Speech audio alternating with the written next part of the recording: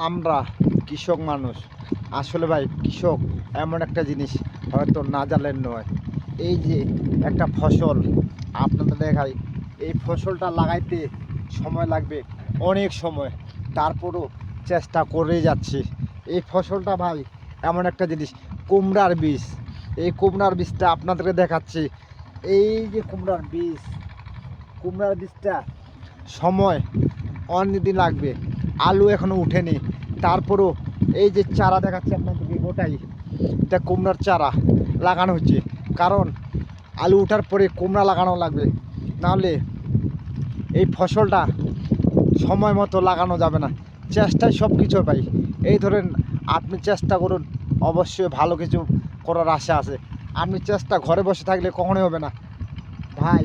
এমন একটা জিনিস আপনাকে বলি, আপনার চেষ্টায় আপনার জায়গায় নিয়ে যাওয়া লাগবে। কুমড়াটা এমন একটা সময়, আলো ওঠা শেষ, কুমড়া আবার চারা সেই জায়গায় বসবে। এই ধরনের আপনার চেষ্টা এমন একটা জিনিস সময় পৌঁছে যাবে, অবশ্যই মানুষ আপনাকে চিনবে, ভালোবাসা দেবে। আসলে ভাই জোর করে কখনো ভালোবাসা পাওয়া যায় না। কারণ ভালোবাসাটা এমন একটা জিনিস, জোর করে কখনো ভালোবাসা হয় না, মন থেকে ভালোবাসা হয়। কারণ মনটা এমন একটা জিনিস, যাকে ভালো লাগে তাকেই শুধু দেওয়া যায়। কারণটা একটাই, ভালোবাসা সবাই রাখতে জানে না, ভালোবাসতে জানে। ভালোবাসা ভালো লাগা একটা নয়। এখানে কারো স্বার্থ নিয়ে সরে যায়, অনেকজন ভালোবাসা দেয়, জান দিয়ে দেয়। অতএব এই ফেসবুকও চায় যে জান দিতে পারবে, এখানে সময় দিতে পারবে, যে টাকা কামাই করার জন্য মেধা নষ্ট করবে, অবশ্যই কোনো একদিন সে সফলতা এখানে অবশ্যই পাবে। সফলতা চাইলে আসবে না, কারণ আপনার চেষ্টা করা লাগবে। আপনি ঘরে বসে থাকবেন, একদিন পরে একটা ছবি দিবেন, আপনি সফলতা চাবেন, এটা কখনোই সম্ভব না। মেটা মামা খুব চালাক। কারণ ছোট ছোট কন্টেন্ট ক্রিয়েটারকে এমন সময় এমন কিছু দেয় যেটা কখনো তাদের দ্বারা সম্ভব না।